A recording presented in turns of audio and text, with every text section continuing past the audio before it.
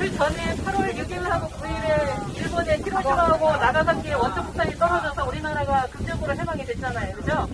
자, 그래서 1948년 8월 15일, 우리가 45년 8월 15일로 해서 나라가 해방이 됐지만, 그때는 정부가 있었을까 없었을까? 없었어요. 정부가 생긴 때는요, 1948년 8월 15일, 그로부터 만 3년 후에 생깁니다. 그 3년의 공백기에 대해서 동안에 무슨 일이 있었나? 그때는 또 누가 통치를 했나? 우리가 벌써 생각을 안 해보거든요. 누가 통치했을까요? 이승만 대통령이 1948년 8월 15일이었거든요. 3년 동안 어떤 일이 있었을까? 바로 이군정 시대를 우리가 받았어요. 1945년 9월 8일부터 1948년 8월 14일까지죠. 사실상 8월 15일이지만 그때까지 우리는 미군의 지배를 받는 그런 시대였어요. 그 시대 속에서 제주 4.3 사건이 일어난 겁니다.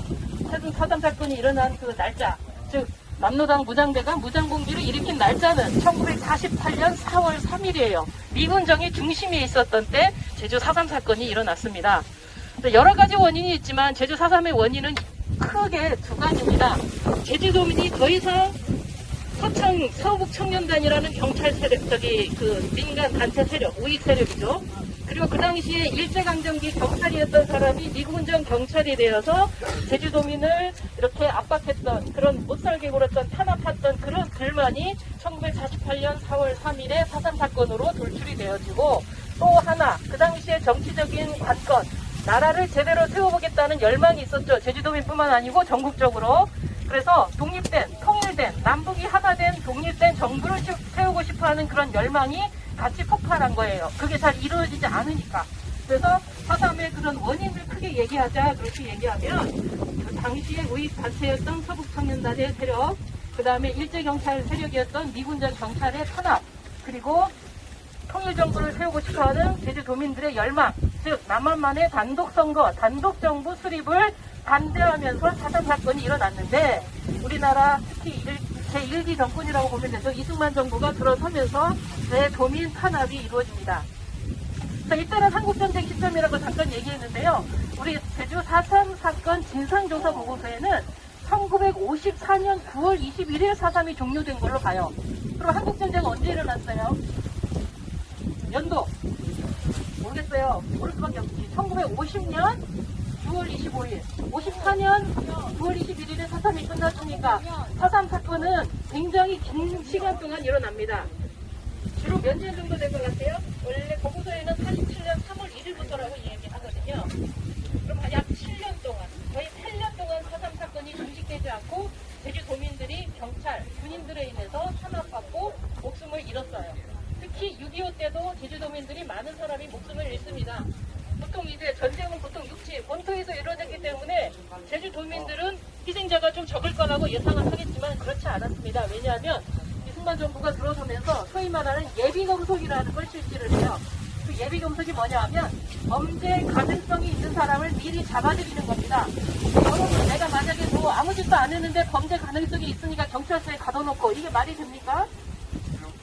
지금 그 당시엔 그게 말이 됐어요. 다 잡아들여가지고 그 당시 제주도에 커다란 4개의 경찰서가 있었는데 대표적으로 모스포지서나 모릉지서에 있는 사람들이 예비검속 때 창고나 경찰서 주변에 있는 그 건물에 사람들이 이제 수용되죠.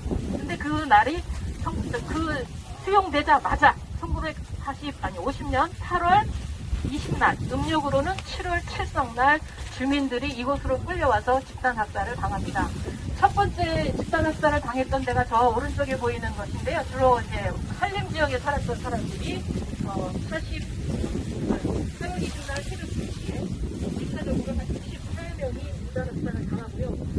그리고 바로 3시간 후에 오슬포 지역에서 장군대에 있던 주민들입니다. 군인도 아니고 경찰도 아니고 뭐 자위 구장 세력도 아니었어요. 주민들, 농민들, 학생들, 이장님들 이런 사람들이 전부 단체하는 집단학살을 당했어요. 약 180명이 집단학살을 당해서 그러고 있고요. 그리고 시신도 제대로 가져가지도 못하게 6년 동안 남아놨다가 나중에 거기다가 막 엉켜서 썩고 막 주변에 막 개들이 막 그 시신을 먹어버리니까 막 광견병 걸리고 난리 나고 하니까 한 6년 만에 시신을 이렇게 시신이 안 보이겠죠. 그리고 왼쪽 동면은 완전히 습기가 많잖아요. 습기가 많은 곳이라 시신이 북해도가 굉장히 심해서 시신을 알아볼 수가 없는 상태가 돼버려요. 그래서 나중에 시신을 수습하는데 뼈만 맞춰요. 그래서 시신이 한 132구 정도가 확인이 되었고, 이제 요 확인이 되었지만 그 부모님이 누군지 알 수가 없잖아요. 시신이 너무 엉켜 있어서. 그래서 조상은 100명인데 이제 나중에 묘비명을 그렇게 짓죠. 조상은 100명인데 후손은 하나다 해서 그 희생자를 하나의 조상으로 보고 후손들이 모시고 있죠. 그래서 묘비명을 백조일손 지지라고 이렇게 표현을 하고요. 여기는 아니지만 한 1.5km 떨어진 지점에 이제 집단 공동묘지가 지금 형성되어 있는 상태고, 이곳은 그 당시에 이제 학살터를 그대로 보존해서 이곳에 백조일손 이제 유적지 이렇게 해서 이제 서달로는 유적지 이렇게 명명을 해서 해마다 여기서 추모 행사도 열고 그렇게 하고 있는 곳이기도 합니다. 자, 그래서 사삼이 진짜 너무나 많은 이야기를 해야 되는데 이제 시간이 없어서 말씀을 잘 못 드리지만, 일단은 특히 이제 지금 서귀포 학생이잖아요. 아마 엄마, 아빠 내지는 할머니 그 이야기를 들었을 학생들도 있고 할아버지, 할머니 이야기를 들었을 학생도 있을 거라고 봅니다. 분명 관련 있는 우리 친구들이 있을 거라고 생각을 하는데, 가장 중요한 건 이거 같아요. 우리가 70년 전의 일이니까 이게 나하고는 전혀 관계가 없어, 이게 아니고요. 우리 할머니, 할아버지 때 이야기 그대로 우리들의 이야기가 되는 거고요. 우리 한 사람 한 사람의 이야기가 모여서 제주도의 역사가 되고, 제주도의 역사, 지역의 역사가 모여서 우리 대한민국의 역사가 되는 것입니다. 그래서 다시 한번 그 생명의 소중함도 일깨우고, 우리가 민주주의를 위해서 우리의 지금 현재 누리고 있는 자유를 위해서 많은 제주도민들도 희생이 되었었다라는 것을 같이 알고 계시면 되겠습니다. 이 정도로 해설을 하도록 할게요. 밖에서 너무 많이 세워지면은 다리 아프지.